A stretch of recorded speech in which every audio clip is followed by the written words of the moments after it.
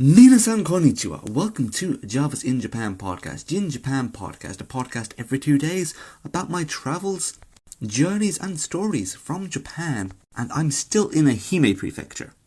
And now I'm staying in Matsuyama City. And the Sakura season has begun. Ooh, Sakura! So it's a perfect place for a hanabi. That's going and viewing the Sakura flowers.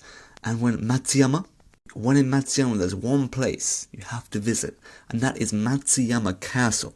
It's the perfect place to view the Sakura flowers. So in today's episode, we're going to talk a little bit about that and the castle.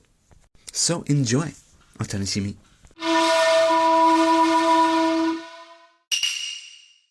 So I've been in Ehime Prefecture for a few weeks now, and I've previously done episodes on Ozu Castle and Uejima Castle.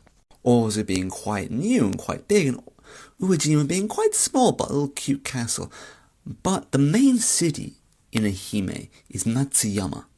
Sadly, there's no Ehime city, but there's Matsuyama city, and that's the main population of Ehime Prefecture resides. And like any place in Japan, when there's a large population, there's a castle. And Matsuyama Castle, well, it's big. Located on a 132-meter hill, right in the heart of the city. This three-story castle has, well, such a demanding view of the area that you have to go and see, especially if it's on a perfect sunny day. Because literally you can see everywhere from the top. And luckily for me, when I visited, it was one shot day. A perfect day to view the Sakura flowers at the top of the castle. It was a great experience. But before that, we should talk about how do you actually get up the castle. I just said it's 134 meters above ground on a big hill. For me, I walked up. There's a little shrine. You can start walking through, so you can have a little shrine visit and walk all the way up. But there's also cable cars that can get you up and down the mountain quite easily. But you got to pay for that, right? So if you don't want to pay cable cars, you can walk like me. And if it's a perfect summer day, you got to walk up. It makes it more of an experience, right? This is the walk, this is the path the old people used to walk in the times gone by when the samurai used to live in this castle. When there was a daimyo in this castle, they would have walked up these steps. So walking up them is like walking for a bit of history. And when you start getting to the top, you really kind of get awed by the castle.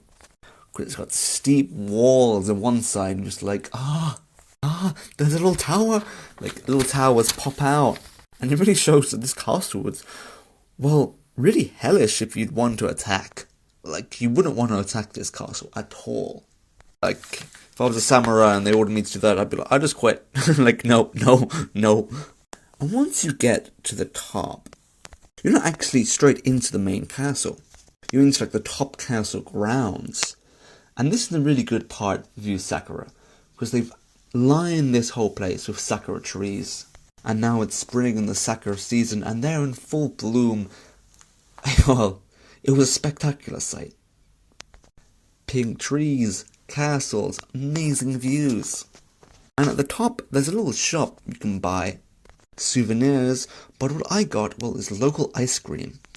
As Ehime Prefecture is famous for oranges, mikan in Japanese, there was orange-flavoured ice cream, and also there's an orange bar you can get so you can drink the local orange juice while enjoying the Sakura flowers. Well, why not? And walking through the Sakura trees, you slowly will make your way to the main castle. What's more like a villa, really, when you look at it. The main tower is 3 stories, but it's actually split into two. A smaller tower and sort of a foyer in the middle. Foyer is sort of like a gathering ground in the middle. Unlike the previous castle I visited, Uejima Castle, was just one tower. This is, well, the full castle walls, not just the main tower. So there's a lot to see inside, and the entrance fee is quite cheap, only 500 yen. And being this is a very, very busy season, the castle staff are really good with their corona prevention. As when you enter Japanese castles, you quite often have to take off your shoes. So there's like a shoe locker area, and this is, well, extremely well clean. They've got like double keys. When you put your key back, when you want to take it out, they give you a new clean key to put in. It's like, how do you know this was my one? But okay, it was quite interesting. And there's lots of sanitary goods throughout the castle to give you less worry, because when you're entering a castle like this, there's a little risk, right? It's a busy tourist place, a lot of people, and it's good to see they're thinking about that. And now going inside the castle, there's a lot about the history, its construction, what it was done throughout like the Warring States period in Japan and the time after that. Because this castle was one built after the Warring States period and a period of peace, so luckily no one really died to try to take over this castle. What's great, because it would have sucked.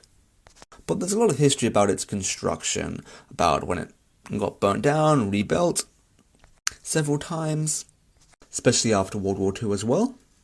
So the current reconstruction was completed in 1966.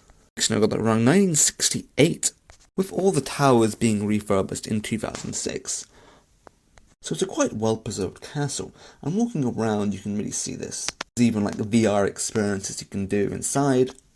So if you can't read the Japanese descriptions, you can either enjoy a little VR experience and learn a little bit more about the castle.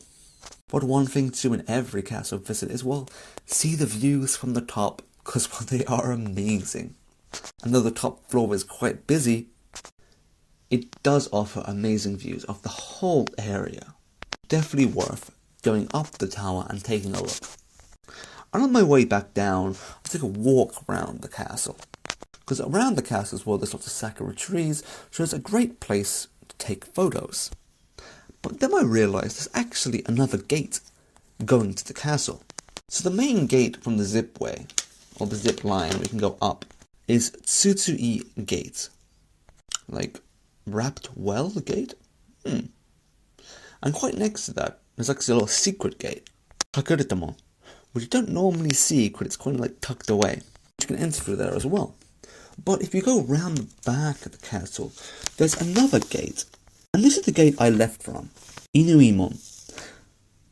And what I liked about this gate is actually when you go down it, it's not like a fancy path when you came up. It's actually you go through the forest area just behind the castle. And this leads you to a little park. What has a museum, a library, a little bit more, and well, more sakura trees. So if you're on the top and get bored of sakura, you can go down the castle and see some more sakura. And this is a nice route to take if you want to get more like natural, right? If you don't want to go up the busy path for the people walking up, taking the little back path I highly recommend. As well, it's more of a peaceful experience. It can be a bit muddy, so you may need some better shoes, but it's definitely worth a while. And that will end my talk about Matsuyama Castle.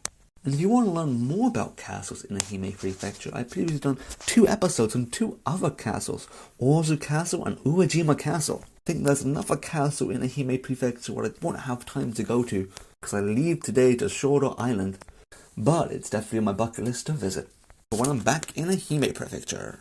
So if you like today's episode and like this podcast, please subscribe and leave a comment anywhere you find it.